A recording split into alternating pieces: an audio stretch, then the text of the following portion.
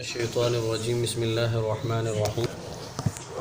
وَلَقَدْ كُذِّبَتْ رُسُلٌ مِّن قَبْلِكَ فَصَبَرُوا عَلَى مَا كُذِّبُوا وَأُوذُوا حَتَّى أَتَاهُمْ نَصْرُنَا وَلَا مُبَدِّلَ لِكَلِمَاتِ اللَّهِ وَلَقَدْ جَاءَكَ مِن نَّبَإِ الْمُرْسَلِينَ۔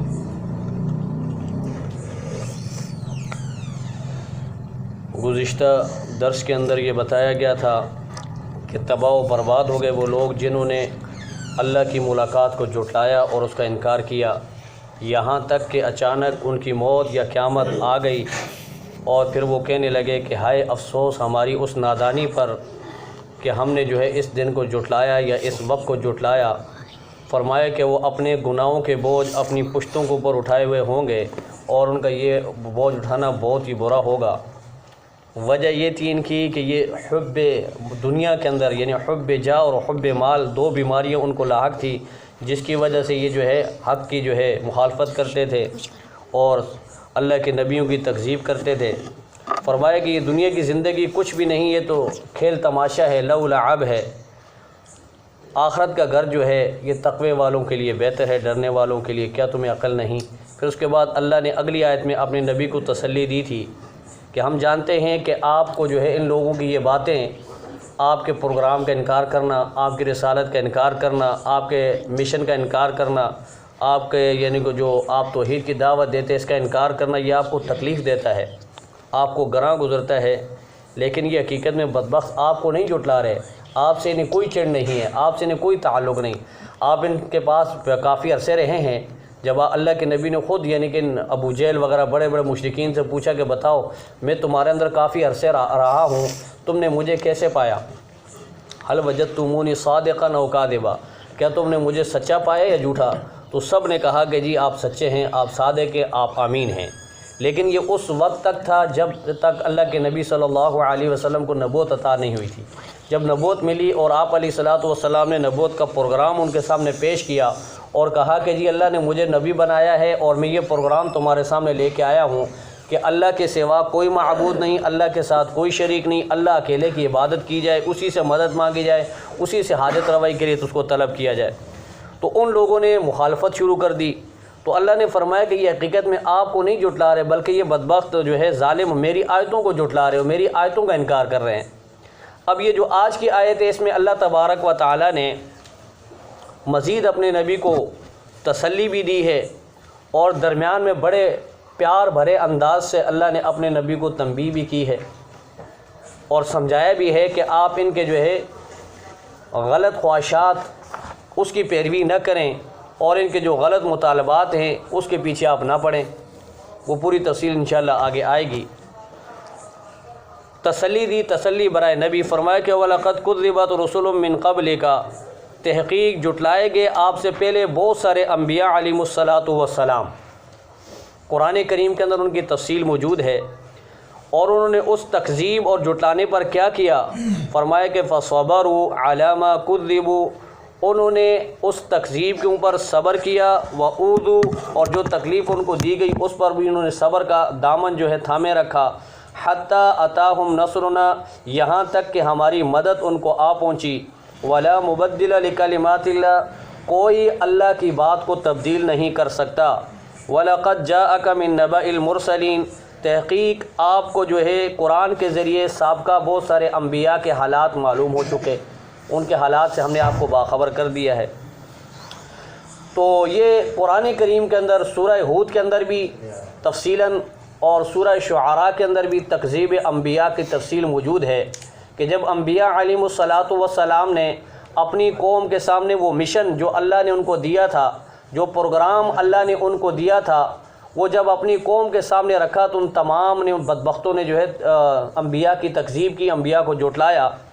کذبت قوم لوط المرسلین، کذبت قوم نوح المرسلین، کذبت عاد المرسلین، کذب اصحاب الایکۃ المرسلین۔ تو یہ سارے تذکرے اللہ تبارک و تعالیٰ نے انبیاء کے کیے کہ ان انبیاء کو جھٹلایا گیا، ان کی تکذیب کی گئی۔ اور سب سے پہلے جھٹلانے والے کون تھے؟ قوم کے سرمایہ دار لوگ، قوم کے وڈیرے، قوم کے چودھری اور قوم کے نام نہاد پیر اور قوم کے نام نہاد وہ پنڈت جن کے پیچھے جو ہے قوم چل کے گمراہ ہوئی، ان لوگوں نے انبیاء علیہم الصلاۃ والسلام کی تکذیب کی، انبیاء کے مقدس مشن کی مخالفت کی، اور وہ تباہ و برباد ہو گئے۔ اور پھر اللہ تبارک و تعالیٰ فرماتے کہ میری مدد جب آپ پہنچی، انبیاء نے صبر کیا اس پر۔ اب کتنے انبیاء علیہم الصلاۃ والسلام آپ ان کا تذکرہ قرآن میں دیکھتے ہیں، علماء سے سنا ہوگا کہ حضرت نوح علیہ الصلاۃ والسلام نے 950 سال تک جو ہے لوگوں کو سمجھایا،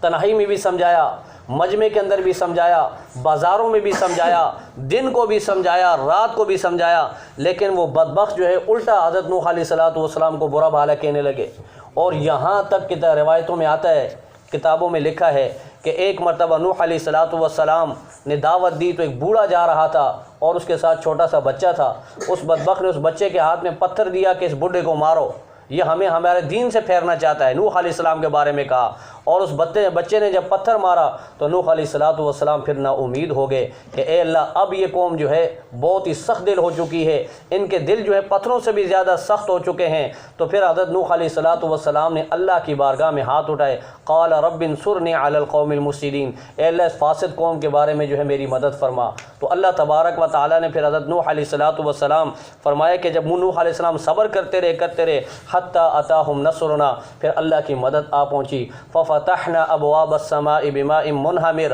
وفجرنا الارض عیونا فالتقى الماء على امر قد قدر، پھر اللہ تبارک و تعالیٰ نے ان کے اوپر طوفان کا عذاب بھیجا اور وہ سیلاب کی شکل میں پانی زمین سے بھی نکلنا شروع ہوا، آسمان سے بھی برسنا شروع ہوا۔ تو اس طرح اللہ تبارک و تعالیٰ نے پوری قوم نوح کو تباہ و برباد کر دیا۔ یہ اللہ کی مدد تھی، یہ اللہ کی نصرت تھی۔ جب اللہ نے اپنے نبی کی نصرت کے لیے اللہ نے اپنا یعنی کہ سسٹم تبدیل کیا، تو یہ تمام انبیاء علیہم الصلاۃ والسلام کے دور میں اللہ نے کیا، اور یہ اللہ تبارک و تعالیٰ کا وعدہ ہے۔ وَلَا مُبَدِّلَ لِكَلِمَاتِ اللَّهِ، اللہ کے وعدے کو، کلمات سے مراد اللہ کا وعدہ جو اللہ نے انبیاء کے ساتھ اور ایمان والوں کے ساتھ کیا ہے، اسے کوئی تبدیل نہیں کر سکتا، وہ اٹل ہے، وہ ہو کر رہے گا۔ اور یہاں اصل میں حضور علیہ الصلاۃ والسلام کو تسلی دینی ہے کہ آپ جو آپ کی مکی زندگی ہے، اللہ تبارک و تعالیٰ تو عالم بذات الصدور ہیں، اللہ تو جانتے ہیں کہ کس تکلیف دہ مرحلے سے آپ گزر رہے ہیں، اور اتنی محنت کرنے کے باوجود چند افراد، اکا دکا افراد جو ہے آپ پر ایمان لائے، تقریباً 100 کے لگ بھگ جو ہے افراد ایمان لائے تھے، پھر ان کا بھی جینا ان مشرکین مکہ نے حرام کر دیا اور وہ وہاں سے ہجرت کرنے پر مجبور ہو گئے، حبشہ کی طرف انہوں نے ہجرت کی، اور اس طرح کے یعنی کہ تکلیف دہ مراحل سے آپ نے گزرنا ہے اور آپ کو گزرنا پڑے گا، اور اس پر آپ نے صبر کا دامن ہاتھ سے نہیں چھوڑنا اور صبر کرتے رہنا ہے، اور تبلیغ کا جو مشن آپ کو دیا گیا ہے آپ اسے ادا کرتے رہیں، اور اس بارے میں اگر آپ کو جو تکلیفیں آتی ہیں تو آپ نے اس پر صبر کرنا ہے۔ یہ بات یاد رکھیں کہ صبر جو ہے یہ ملت ابراہیمی کا بڑا اہم اصول ہے، اور یہ ایمان کا ایک بنیادی اصول ہے کہ صبر کے بغیر جو ہے بندہ جو ہے بہت ساری برائیوں کے اندر ارتکاب میں مرتکب ہو جاتا ہے۔ اب صبر کی جو ہے 3 قسمیں ہیں، علماء نے لکھا ہے کہ الصبر علی الطاعہ، صبر کی پہلی قسم یہ ہے کہ بندے کو اللہ تعالیٰ نے جو اعمال کرنے کی توفیق عطا فرمائی ہے، جو اطاعت کرنے کی جو توفیق اللہ نے دی ہوئی ہے، اس کے اوپر بندہ صبر کرے، یعنی ڈٹا رہے، قائم رہے۔ نماز پڑھ رہے ہیں، یہ اللہ نے آپ کو توفیق دی، اب نماز کا صبر یہ ہے کہ اس نماز کے اوپر آپ پابندی کریں اور اس نماز کے اوپر جمے رہیں۔ روزہ رکھنے کی اللہ نے پابندی آپ کو توفیق دی تو اس روزے کے اوپر قائم رہیں۔ جہاد کے بارے میں اللہ نے آپ کو توفیق دیا، میدان جہاد میں ہیں تو وہاں پر کافروں کے سامنے ڈٹے رہنا، کافروں کے سامنے جمے رہنا، یہ الصبر علی الطاعہ ہے، یعنی اللہ کی اطاعت کے اوپر صبر کرنا۔ اور صبر کی دوسری قسم ہے الصبر عن المعصیہ، کہ اللہ تبارک و تعالیٰ کی نافرمانی کے کاموں سے اپنے آپ کو بچانا، اپنے آپ کو روکنا، اس وقت صبر کرنا۔ اب جو ہے برائی کے بہت ساری چیزیں ہیں وہ ہمارے سامنے آتی ہیں، وہ ہمیں برائی کی دعوت دیتی ہیں۔ اب چونکہ نوجوان ہوتے ہیں، جذبات ہوتے ہیں، احساسات ہوتے ہیں، ان تمام چیزوں کو دبانا اور ان کے اوپر صبر کرنا اور اس چیز سے اپنے آپ کو دور رکھنا، یہ بھی بڑے کمال کی بات ہے، یہ بھی بڑے اعزاز کی بات ہے۔ اللہ تعالیٰ ہر کسی کو نصیب فرما دے، ایمان والوں کو، کہ جسے یہ دولت مل جائے کہ وہ یعنی کہ معصیت سے اپنے آپ کو بچا لے، معصیت سے صبر کر لے۔ اور صبر کی تیسری قسم جو ہے الصبر علی المصیبہ، کہ جو تکلیفیں آپ کو پہنچیں، جو مشقتیں آپ کو پہنچیں، اس کے اوپر آپ صبر کریں۔ یہ 3 صبر کی قسمیں ہیں۔ فرمایا کہ یہ صبر جو ہے ملت ابراہیمی کا بڑا اہم اصول ہے، آپ نے اس صبر کے اوپر قائم رہنا ہے اور لوگوں کے دعوت اور تبلیغ کا کام یہ جاری رکھنا ہے۔ اللہ تبارک و تعالیٰ کی مدد، اللہ نے جو وعدہ کیا ہوا تمہارے ساتھ، اللہ کا وعدہ یہ ہے کہ اللہ اپنے نبیوں کو غالب کرے گا۔ لَأَغْلِبَنَّ أَنَا وَرُسُلِي، اللہ تبارک و تعالیٰ نے کہہ دیا کہ اللہ اور اس کے رسول ہی غالب رہیں گے اور انہی کا پروگرام غالب رہے گا۔ اور دوسری جگہ میں اللہ نے مسلمانوں کے ساتھ بھی یہ وعدہ کیا ہے، نبیوں کے ساتھ مسلمانوں کا ذکر بھی ہے کہ اِنَّا لَنَنصُرُ رُسُلَنَا وَالَّذِينَ آمَنُوا فِي الْحَيَاةِ الدُّنْيَا وَيَوْمَ يَقُومُ الْأَشْهَادُ، ہم ضرور بے ضرور مدد کریں گے رسولوں کی اور ان کے ساتھ ایمان لانے والوں کی، دنیا کے اندر بھی اور آخرت کے دن میں بھی ان کی مدد ہوگی۔ تو اللہ تبارک و تعالیٰ نے اپنی مدد کا وعدہ کیا ہے، لیکن یہ مدد اللہ نے کس مد میں کی ہے، اس مدد کا وعدہ اللہ کا کب ہے؟ وہ یہ ہے کہ یا ایھا الذین آمنوا، اے ایمان والو، ان تنصروا اللہ ینصرکم، جب تم اللہ کی مدد کرو گے تو اللہ تمہاری مدد کریں گے۔ تو اللہ تبارک و تعالیٰ تو احکم الحاکمین ہے، اللہ تو وراء الورا ہیں، اللہ تو غنی ہیں، اللہ تو بے پرواہ ہیں، اللہ کو میری اور آپ کی مدد کی کیا ضرورت پڑی بھائی؟ تو اس کا علماء نے لکھا، مفسرین لکھتے ہیں کہ اللہ تبارک و تعالیٰ کے دین کی مدد کرو گے، اللہ کے نبیوں کا ساتھ دو گے، اللہ کے نبیوں کی تائید کرو گے اور اللہ کے نبی کے اس کے پروگرام کو آگے لے کر چلو گے، تو اللہ تبارک و تعالیٰ کا وہی وعدہ ہے کہ اللہ تعالیٰ تمہارے ساتھ بھی اللہ کی مدد شامل حال ہوگی۔ لیکن اگر آپ نے اس سے روگردانی کی تو پھر اللہ کا کوئی وعدہ نہیں۔ اور یہ قرآن میں چونکہ تذکرے بہت سارے اقوام کے موجود ہیں، اب مشرکین مکہ کا ایک من گھڑت اور بیہودہ قسم کا مطالبہ تھا، وہ یہ تھا کہ جی آپ ہماری خواہش کے مطابق، آپ ہماری فرمائش کے مطابق ہمیں معجزات دکھائیں۔ مثلا انہوں نے یہ مطالبہ کیا کہ یہ مکے کے گرد جو پہاڑیاں ہیں یہ ساری ختم ہو جائیں اور ہماری جو زمینیں بنجر ہیں اس سے آپ ہمارے لیے پانی کے چشمے نکال دیں، نہریں نکال دیں۔ تو نبی رحمت صلی اللہ علیہ وسلم کے دل کے اندر یہ خواہش پیدا ہوئی۔ آپ کو پتہ ہے کہ حضور علیہ الصلوۃ والسلام لوگوں کے ایمان کے حریص تھے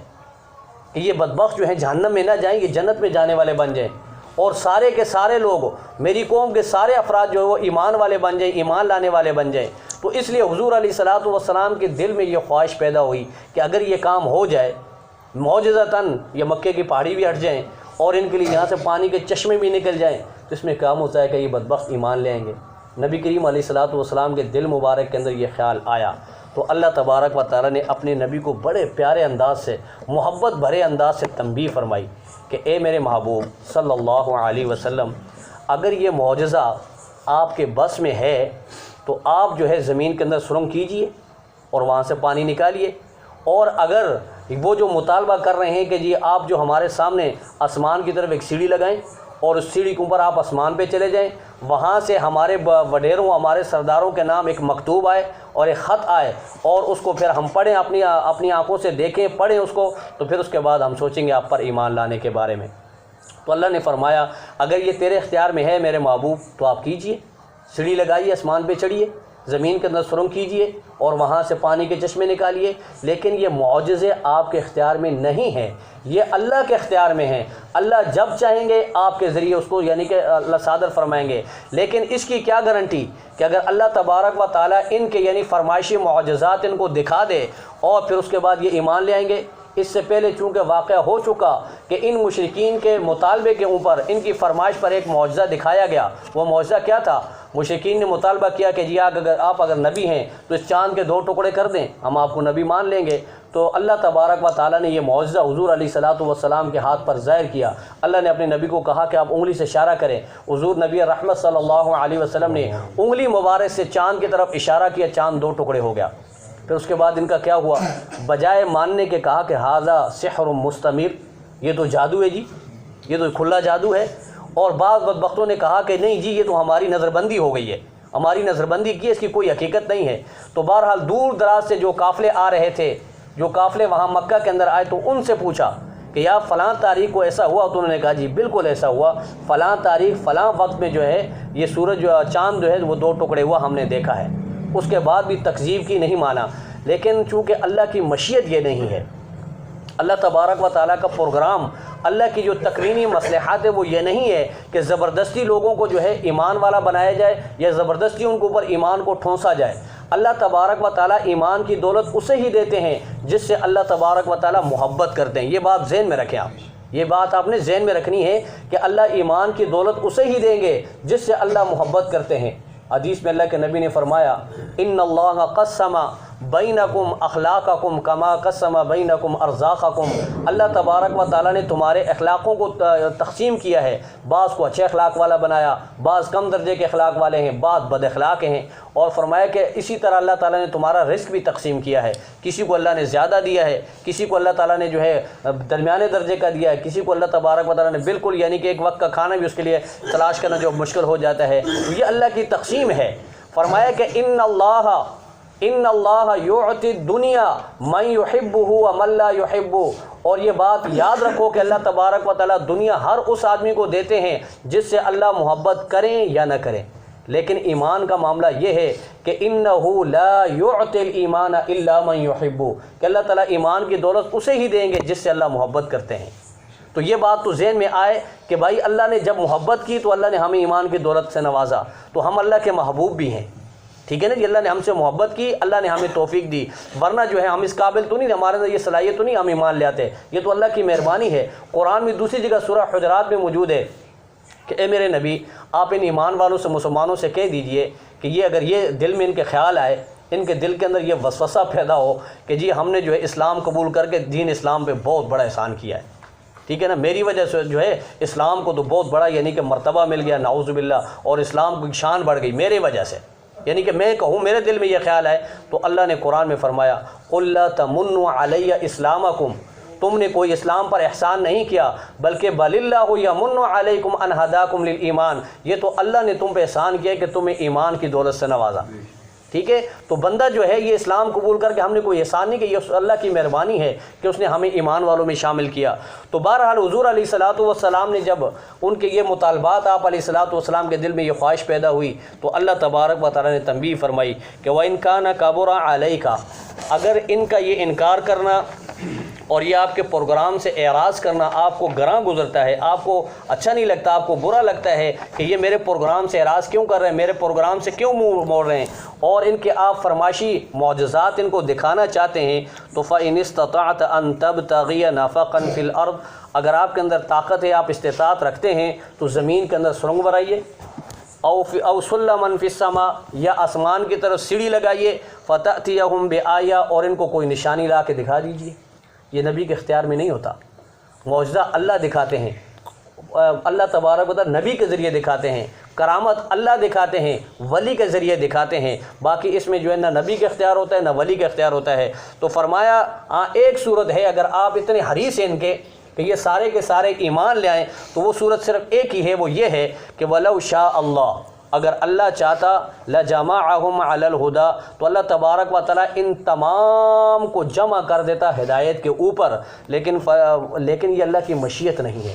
اللہ کی مصلحت نہیں ہے۔ اللہ تبارک و تعالیٰ نے ہدایت کے تمام اسباب بتائے ہیں، تمام نشانیاں بتائی ہیں، ہدایت کی طرف رہنمائی کرنے والی سب چیزیں اللہ نے بتا دی۔ قرآن میں موجود ہے سورہ دہر میں هل أتى على الإنسان حين من الدهر لم يكن شيئا مذكورا إنا خلقنا الإنسان من نطفة أمشاج نبتليه فجعلناه سميعا بصيرا إنا هديناه السبيل إما شاكرا وإما كفورا، ہم نے اس انسان کو ایک نطفے سے پیدا کیا اور اس کے بعد اس کی آزمائش لی، اور اس کے لیے اللہ فرماتے کہ میں نے اس کو سمیع بصیر انسان بنا دیا، یہ دیکھتا بھی ہے اور سنتا بھی ہے، اور پھر اس کے بعد اللہ فرماتے ہیں کہ پھر اس کے بعد میں نے اس کو ہدایت کے راستے بھی بتا دیے، اس کے بعد یہ اپنے اختیار سے چاہے شکر گزار بنے چاہے ناشکرہ بنے، فمن شاء فلیؤمن ومن شاء فلیکفر، تم میں سے جو بھی چاہے وہ کافر بنے یا مومن بنے، یہ تمام اللہ نے نعمتیں اپنی دکھا دی، اپنی نشانیاں دکھا دی۔ ان نشانیوں کو دیکھنے کے بعد بھی اگر کوئی بدبخت اللہ سے اعراض کرتا ہے، روگردانی کرتا ہے، اللہ کا باغی بنتا ہے، تو وہ اپنی جان کا دشمن ہے، اس نے اپنا ظلم کیا، اس نے اللہ کا کچھ نہیں بگاڑا۔ اور باقی اللہ نے فرمایا کہ میرے محبوب فلا تکونن من الجاہلین، آپ جو ہے نادانوں میں سے نہ ہوں۔ اب یہاں جاہلین کا لفظ جو ہے یہ جہالت کے لیے استعمال ہوتا ہے، لیکن اس کے بہت متعدد معنی کے لیے استعمال ہوتا ہے۔ یہ جو ہے علم اور حلم اور علم اور بردباری اس کے مقابلے میں بھی استعمال ہوتا ہے کہ آپ جو ہے بردباری کے دائرے سے باہر نہ نکلیں، آپ جو ہے نادانوں والی باتیں نہ کریں کہ جی ان کے فرمائشی معجزات دکھا دیں، اور تکوینی امور کے اندر اگر اللہ تبارک و تعالیٰ نے یہ دکھا دیے بالفرض، اللہ تعالیٰ قادر ہے اس بات پر اور اللہ کر سکتے ہیں، اگر اللہ تبارک و تعالیٰ نے ان کی فرمائش پر ان کے فرمائشی معجزات دکھا دیے، نتیجہ جس سے یہ مشرکین بے خبر ہیں، اور آپ کو بھی خبر نہیں۔ وہ نتیجہ یہ کہ اللہ کی سنت یہ رہی ہے کہ جس نے مطالبے کا معجزہ طلب کیا پھر اس کے بعد اگر مان لیا فَبِهَا وَنِعْمَ، نہیں مانا تو اللہ نے ان قوموں کی جڑیں کاٹ دی، اللہ نے ان قوموں کو تباہ و برباد کر دیا۔ تو اس لیے یہ مشرکین یہ مطالبہ تو کر رہے ہیں لیکن انجام کا پتہ نہیں۔ اور ہماری مصلحت اور تکوینی امور یہ ہے کہ تکوینی مصلحت یہ ہے کہ یہ آج اگر آپ کے پروگرام کو تسلیم نہیں کر رہے تو ان کی اولاد وہ آپ کا دامن تھامے گی، آپ کے جھنڈے کو اٹھائے گی اور آپ کے دین کو لے کر پوری دنیا میں پہنچ جائے گی، پوری دنیا میں پھیل جائے گی۔ وہی ہوا، اللہ تعالیٰ نے انہی مشرکین کی اولاد کو اٹھایا اور وہی ان کے والدین کافر تھے، والدین ان کے بدبخت تھے، لیکن اللہ نے ان کے اولادوں کو صحابی بنایا اور مقام صحابیت پر فائز کیا اور پوری دنیا کے اندر وہ اللہ کا پروگرام لے کر پھیل گئے اور انہیں اللہ کے نبی کے مشن کو پہنچا دیا۔ تو فرمایا کہ آپ ان کی یہ جو بیہودہ قسم کی فرمائشیں ہیں اس کی طرف کان نہ دیں۔ اور دوسری بات، قرآن میں اللہ نے جا بجا اپنے نبی کو تسلی دی، طٰہٰ مَا أَنزَلْنَا عَلَيْكَ الْقُرْآنَ لِتَشْقَىٰ، اے میرے محبوب یہ قرآن میں نے اس لیے نہیں نازل کیا کہ آپ اپنے آپ کو مشقت میں ڈال دیں۔ فَلَعَلَّكَ بَاخِعٌ نَفْسَكَ عَلَىٰ آثَارِهِمْ إِن لَّمْ يُؤْمِنُوا بِهَٰذَا الْحَدِيثِ أَسَفًا، ان لوگوں کا یہ انکار کرنا، تکذیب کرنا، آپ کے پروگرام کو جھٹلانا، آپ اس کی وجہ سے اپنے آپ کو ہلاک کر دیں گے کیا؟ یہ میں نے اس لیے تو آپ کو نہیں بھیجا، آپ کا پیغام آپ کا کام ہے صرف تبلیغ کرنا، پیغام کو پہنچا دینا، باقی کوئی ہدایت پہ آتا ہے نہیں آتا۔ اللہ تبارک و تعالیٰ فرماتے کہ قیامت کے دن جو ہے اللہ سے جہنمیوں کے بارے میں آپ سے نہیں پوچھیں گے اللہ کہ یہ لوگ جہنم میں کیوں گئے، بلکہ خود ان سے پوچھا جائے گا مَا سَلَكَكُمْ فِي سَقَرَ، کہ تم لوگ سقر میں کیوں ہو۔ تو نبیوں سے نہیں پوچھا جائے گا، نبیوں نے جو اپنا پروگرام تھا، جو اپنا مشن تھا اس کو پورا کر دیا، تو آپ کی یہ ذمہ داری نہیں۔ إِنَّمَا يَسْتَجِيبُ الَّذِينَ يَسْمَعُونَ وَالْمَوْتَى يَبْعَثُهُمُ اللَّهُ ثُمَّ إِلَيْهِ يُرْجَعُونَ، بے شک جو لوگ یستجیب الذین یسمعون، جو آپ کی بات کو سنتے نہیں ہیں، ٹھیک ہے، اور جو جن کو اللہ تبارک و تعالیٰ نے کان دیے ہیں لیکن وہ آپ کی بات کو سنتے نہیں، وہ مردے اللہ تبارک و تعالیٰ قیامت کے دن ان کو زندہ کرے گا اور پھر ان کو اللہ تعالیٰ اپنے طرف یعنی کہ اپنے سامنے جمع کرے گا۔ تو اس سے مراد جو مشرکین ہیں جنہوں نے اللہ کے پروگرام کو، اللہ کی باتوں کو سنا لیکن کان ہونے کے باوجود ان کو دل سے تسلیم نہیں کیا، تو اللہ تعالیٰ ایسے مردوں کو، کافر کے بارے میں فرمایا کہ مردے ہیں، جس کا دل ذکر نہیں کرتا، جس کا دل اللہ کے ذکر سے خالی وہ مردے ہے، اور جس کا دل ذکر کرتا ہے وہ اس کا دل زندہ ہے، وہ خود زندہ ہے۔ فرمایا کہ قیامت میں جب اللہ ان کو زندہ کرے گا تو ان کو سارے حالات کا پتہ چل جائے گا۔ اللہ تبارک و تعالیٰ کی بارگاہ میں دعا ہے، انشاءاللہ آیت نمبر 36 سے کل دوبارہ پڑھیں گے۔ اللہ تبارک و تعالیٰ ہم سب کو جو اس پر عمل کرنے والا بنائے اور اللہ کریم ہم سب کو بغاوت سے بچائے، اللہ کریم ہم سب کو اپنا شکر گزار بندہ بنا دے اور اللہ کریم ہم سب کو ہدایت نصیب فرمائے۔ وآخر دعوانا اس میں اللہ تبارک و تعالیٰ نے کل انشاءاللہ جی مقامی گشت بھی ہے تو تمام حضرات تھوڑا وقت نکال کر جو مقامی حضرات ہیں وہ اس میں شرکت فرما رہے ہیں، انشاءاللہ آپ کا بھی حصہ ہو جائے گا۔ ہمارے کہنے سننے سے اگر کوئی نمازی بن گیا، کوئی جو ہے سیدھے راستے پر آ گیا تو ہمارا بھی انشاءاللہ کام بن جائے گا، تو اس کے لیے تمام حضرات کوشش کر لیں۔ اللہم صلی علی سیدنا مولانا محمد وعلی آل سیدنا ومولانا محمد وبارک وسلم۔ ربنا تقبل منا انک انت السمیع العلیم وتب علینا انک انت التواب الرحیم۔ جنہوں نے اللہ سے ملنے کو جھٹلایا، جنہوں نے اللہ کے سامنے کھڑا ہونے سے اپنے آپ کو جھٹلایا۔